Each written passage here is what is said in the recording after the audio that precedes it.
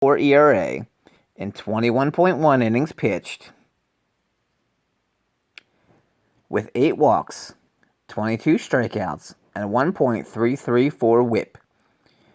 The 1.334 whip is right exactly at the Major League average. The 22 strikeouts and 21.1 innings pitched is above average. 8 walks is a pretty quality number, and a 0.84 ERA is an excellent ERA to have in your first Major League season.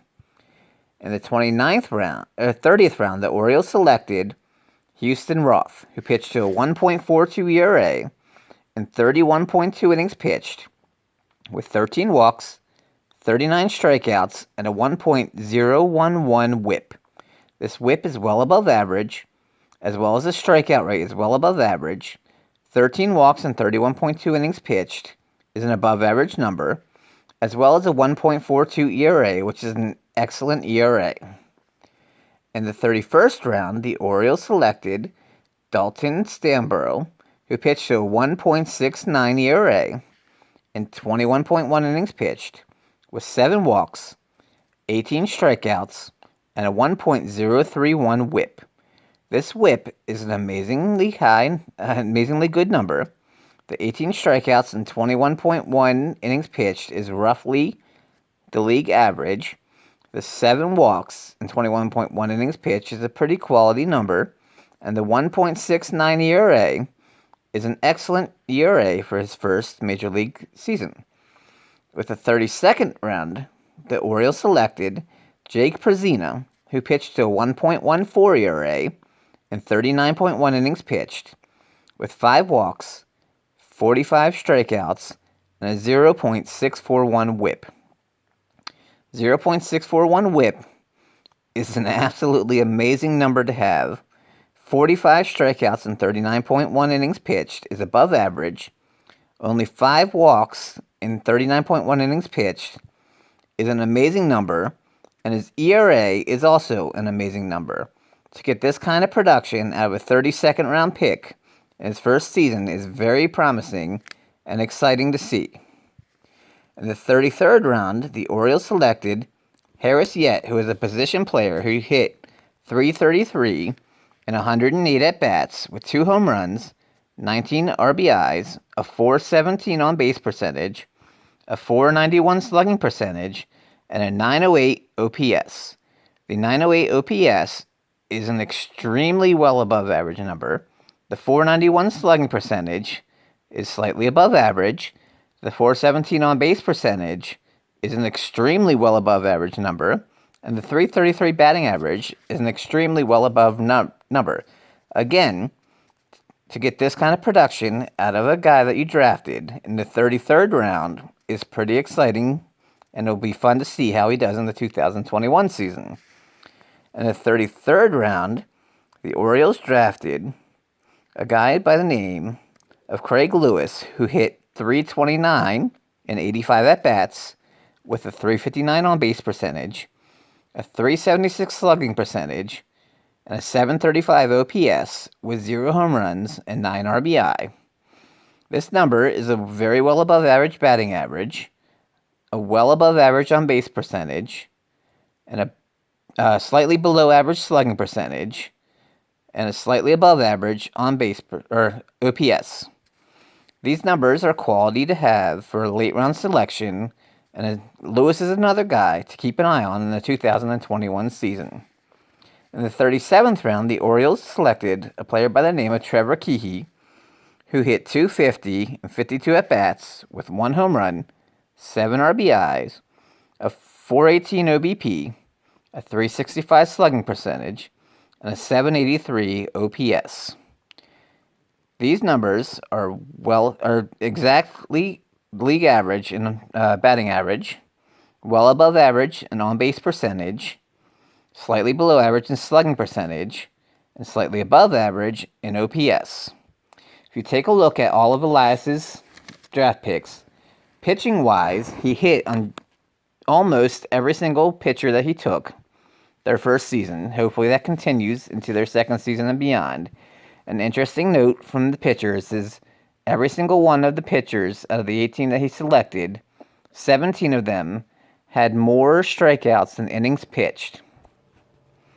Hitters-wise, most of the hitters that he selected had an on-base percentage that was well above average. These kinds of stats show the types of players that you can get an idea for what Michael Elias is looking for, and give you an idea of what kind of club that he is looking to build into the future. Guys who get on base, pitchers who can strike out hitters, and pitch to a good whip and a good ERA. Now let's take a look at the 2020 draft that Elias had. Elias drafted 6 players in the 2020 draft. He had 5 of them position players, and 1 of them is a pitcher.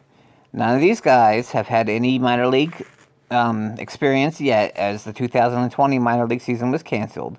However, it will be fun to watch how they do in the 2021 minor league season.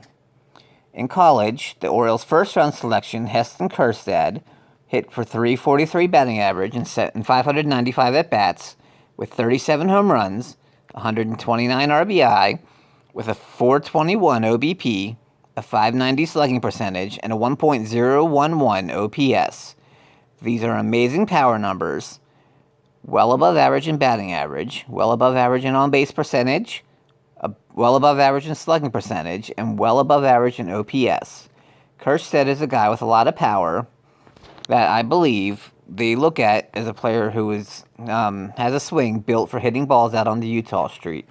In the second round, the Orioles selected Jordan Westburg, who in college hit .285 and 446 at-bats with 10 home runs, 102 RBIs, a .385 on-base percentage, a .446 slugging percentage, and an .831 OPS. These numbers are slightly above average in batting average, well above average in on-base percentage, about average in slugging percentage, and well above average in OPS. The third round pick, Hudson Haskin, in college, batted .363 in 273 at-bats with 11 home runs, 66 RBIs, a .457 OBP, a .612 slugging percentage, and a 1.069 OPS. These numbers are very well above average in batting average, very well above average in OBP, very well above average in slugging percentage, and very well above average in OPS. These are really good numbers for a hitter to have, and hopefully Haskin can bring this kind of production to the Orioles farm system. The next round selection the Orioles took was Anthony Servieto, who hit .294 in college in 334 at-bats with 9 home runs, 50 RBIs, a .440 OBP, a .427 slugging percentage, and an .867 OPS. These numbers are pretty well above average in batting average, well above average in on-base percentage, just about average in slugging percentage, and well above average in OPS. The last 2 players have not had any college experience either, as Colby Mayo is a player that the Orioles selected right out of high school. The scouting report on Mayo is tons of raw power, a strong arm, patient hitter, and a student of the game.